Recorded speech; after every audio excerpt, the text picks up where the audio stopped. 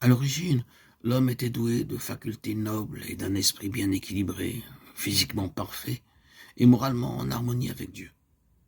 Ses pensées étaient pures, ses aspirations saintes, mais ses facultés ont été perverties par la désobéissance et l'égoïsme a pris dans son cœur la place de l'amour. Sa nature morale a été tellement altérée par la transgression qu'il lui est devenu impossible, par sa propre force, de résister à la puissance du mal. Il est devenu captif de Satan et serait à jamais resté en son pouvoir. Si le Seigneur ne s'était interposé d'une manière spéciale, le but du tentateur était de fausser le dessein en vue duquel Dieu créa l'homme et de couvrir la terre de ruines et de désolation. Cela fait, il se proposait de montrer que ces ruines étaient la conséquence de la création de l'homme. Dans son état d'innocence, l'homme vivait dans une heureuse communion avec celui dans lequel sont cachés tous les trésors de la sagesse et de la science. Colossiens 2:3. Mais après son péché, ne trouvant plus son plaisir dans la sainteté, il voulait se cacher loin de la présence de Dieu. Telle est encore la condition du cœur irrégénéré.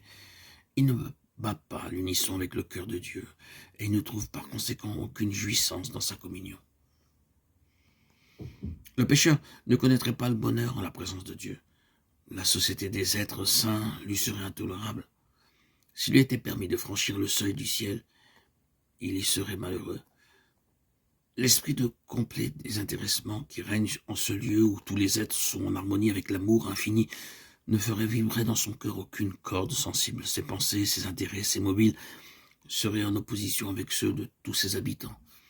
Il serait une note discordante dans la mélodie du ciel. Le ciel serait pour lui un lieu de torture. Sa seule pensée serait de s'éloigner de la face de celui qui en est la lumière et la joie. Ce n'est pas un décret arbitraire de la part de Dieu qui interdit l'accès du ciel aux méchants. Ils en sont exclus par l'incapacité de jouir de la compagnie de ses habitants.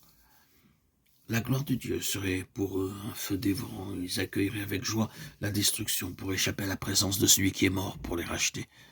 Il nous est impossible par nous-mêmes de nous arracher à l'abîme de péché dans lequel nous sommes plongés. Nos cœurs sont mauvais et nous sommes incapables de les changer. Comment d'un être souillé sortira-t-il un homme pur? Il n'en peut sortir aucun. Job 14:4.